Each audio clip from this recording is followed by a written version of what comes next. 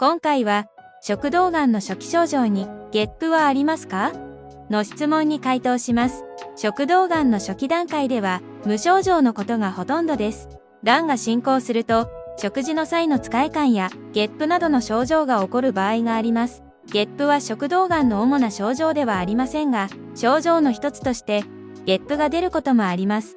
詳しくは概要欄のリンクから、病気の Q&A をご確認ください。ご視聴ありがとうございました。